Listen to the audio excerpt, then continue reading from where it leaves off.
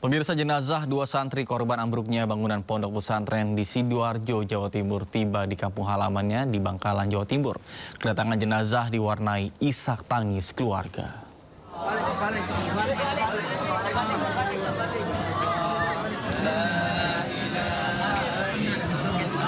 Suasana duka mewarnai kedatangan jenazah santri Ahmad Rijalul Haq di Desa Alang-Alang, Kecamatan Tragah, Kabupaten Bangkalan, Minggu malam.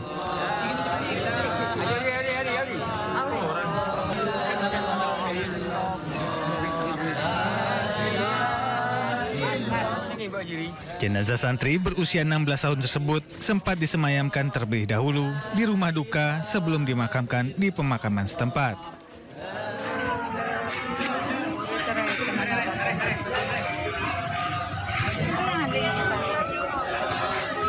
Isak tangis keluarga juga pecah saat diizinkan melihat jenazah Nuruddin, korban pompes ambruk di Sidoarjo untuk terakhir kalinya sesaat setelah tiba di kampung halamannya di Desa Karanggayam, Kecamatan Belega, Bangkalan. Almarhum Nuruddin kemudian disolatkan pihak keluarga bersama warga. Usai disolatkan diiringi lantunan tahlil, almarhum diantarkan ke pemakaman setempat untuk dimakamkan. Dari data sementara, BPBD Bangkalan sudah ada 3 jenazah santri korban ambruknya Ponpes Al-Khosini yang dipulangkan ke Bangkalan. Dari Bangkalan, Jawa Timur, Taufik Syahrawi, iNews melaporkan.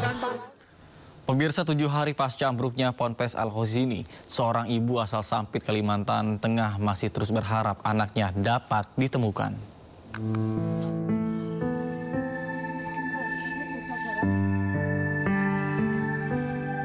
Iin, seorang ibu asal Sampit, Kalimantan Tengah ini terus menunggu kabar anaknya yang menjadi korban ambruknya bangunan Ponpes Al-Khosini Sidoarjo. Sejak tiba di Buduran Sidoarjo pada Rabu lalu, wali santri dari Muhammad Hanafi ini tinggal berpindah-pindah di rumah warga. Didampingi seorang polisi wanita yang memberikan trauma healing, Iin menceritakan duka bertubi yang dialaminya. Baru saja 100 hari lalu ia kehilangan suami tercinta dan kini ia pun harus kehilangan putra keduanya. Kini Iin hanya berharap jenazah Hanafi bisa ditemukan apapun kondisinya agar bisa dimakamkan di kampung halamannya. Ya, saya harap Pak, mudah-mudahan walaupun anak saya itu kayak apa, saya mengharap sekali cepat ketemu. Semua bisa berdoa, semoga sama Allah dicepatkan. Apapun kondisinya, Bu, ya? Ya, apapun kondisinya saya terima. Kalau feeling Ibu sebagai orang tua gimana, Bu? Sudah nggak ada, Pak. Sudah nggak ada orang, anak saya sudah nggak ada. Sudah. Ibu udah rela ikhlas? Ikhlas, Pak. Lillahi ta'ala, saya sudah ikhlas.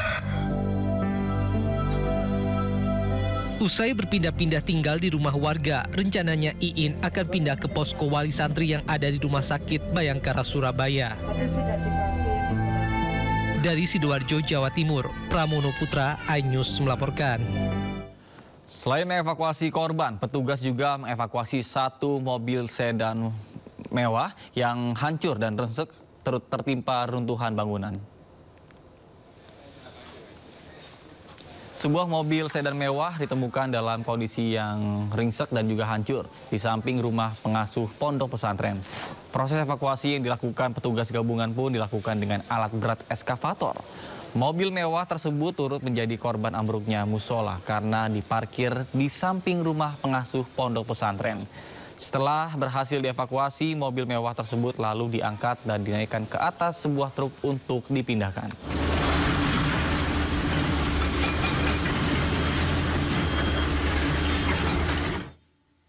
Wakil Gubernur Jawa Timur, Emil Dardak, meninjau langsung proses evakuasi di Pondok Pesantren Al-Khosini, Buduran, Sidoarjo. Emil pun mengungkapkan bahwa saat ini pihaknya fokus pada upaya penyelamatan serta identifikasi korban.